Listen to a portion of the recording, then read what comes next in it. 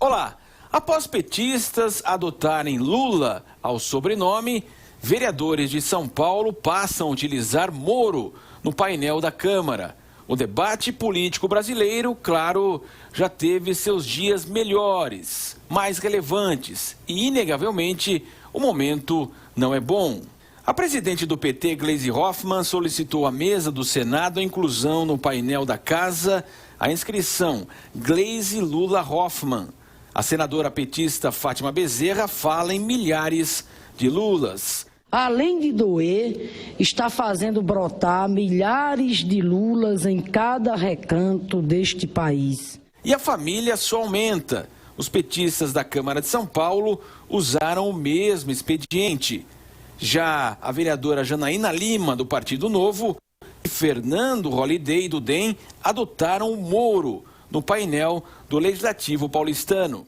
Na Câmara Federal, vários parlamentares também encaminharam a solicitação à mesa, como Paulo Pimenta, que é o líder do PT. E é claro que a política se afunda na irrelevância. Ainda sobre essa história de incluir as palavras ou sobrenome Lula e Moro aos nomes dos parlamentares, a nossa pesquisa do Pinapan, professor, 95% dos nossos ouvintes internautas dizem que essa ação deve ser proibida. Nem o presidente da Câmara, Rodrigo Maia, no caso do Congresso Nacional, nem o presidente Eunício Oliveira do Senado responderam a essas solicitações de petistas e de organizações criminosas há séculos ali, próximos ao PT. O PT tem vários nomes fantasia, PSOL, PCdoB, no fim é tudo, em essência, a mesma coisa. Essa daí é importante lembrar ao nosso ouvinte que muitas vezes o candidato tem um nome parlamentar e eleitoral. Né?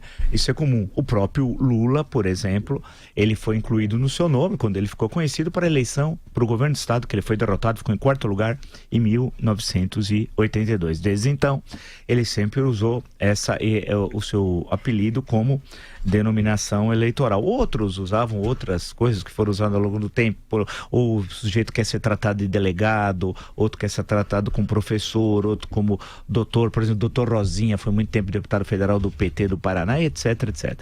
Alguns padres, pastor, depende. Agora, no caso aí, especificamente, é uma coisa patética. Isso tem a ver com aquele discurso de 55 minutos feito no sábado em São Bernardo do Campo, quando o Lula disse que ele não é um ser humano, ele é uma ideia. Né? Aí foi um fracasso aquele discurso, imagina alguém que fala de telenovela num discurso de despedida política. Imagina se o Getúlio Vargas em 54 na Carta Testamento, que não foi ele que escreveu, foi o Maciel Filho, né?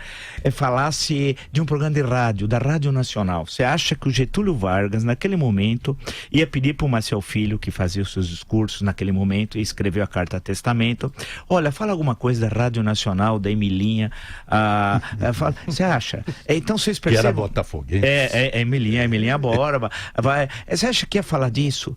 Então aquela foi uma das cenas mais patéticas, da decadência. É o ocaso, quando a pessoa está saindo da vida política para entrar na história, parodiando um trecho da Carta Testamento, que aí é mais forte, saindo da vida para entrar na história, que é o suicídio. A Carta Testamento é aquela de 24 de agosto de 1954, tal, que é um dos documentos mais fortes da história do Brasil. Então, naquele momento, ele citou a novela, levou um ator, coitado, que eu tive dó, o ator estava tremendo, começou a falar de um personagem que eu nem sei quem é, e dizer como é que conversou com o diretor, com o autor da novela para incluir uma mudança no roteiro em pleno discurso político, que seria o auge. Quer dizer, e as pessoas que lá, até Vanderlei Luxemburgo foi lá, e um cidadão que se apresenta como namorado de Fátima Bernardes, ele não tem nome. Qual é o seu nome? Eu sou namorado da Fátima Bernardes. É ridículo. Naquela cena patética, mostra a decadência, aquela missa do demônio, que não é missa, né? Tudo aquilo que nós cobrimos aqui, numa audiência histórica nunca vista na rádio brasileira e latino-americana, vale destacar, veio lá na história essa questão, já que ele é uma ideia, as pessoas incluíram o nome. Então, a Gleisi Hoffmann foi a primeira a falar nisso. O que me chama a atenção, Thiago, em relação a Gleisi Hoffmann, é onde está Paulo Bernardo, o seu marido. Onde está Paulo Bernardo? É a pergunta. Líder do PT no Paraná, ministro do próprio preso, criminoso, né? Lula, foi preso, né? Ele não apareceu em lugar algum, né? É estranho, não é que ele é o primeiro damo do PT, não gosto nem de primeira dama nem de primeiro damo, né? Não é essa a questão. A questão é outra. A Gleisi veio lá, falou, fez toda aquela palhaçada, tal, mas ele está envolvido em corrupção, foi preso, ela em corrupção também, inclusive ela será a primeira parlamentar julgada no STF, a primeira, tal. Em síntese, essa questão de nomes parlamentares é uma palhaçada, tal. Em vários países é bom lembrar que a pessoa, muitas vezes, certos apelidos viraram nome. Lenin não era Lenin, Stalin não era Stalin, por exemplo, né?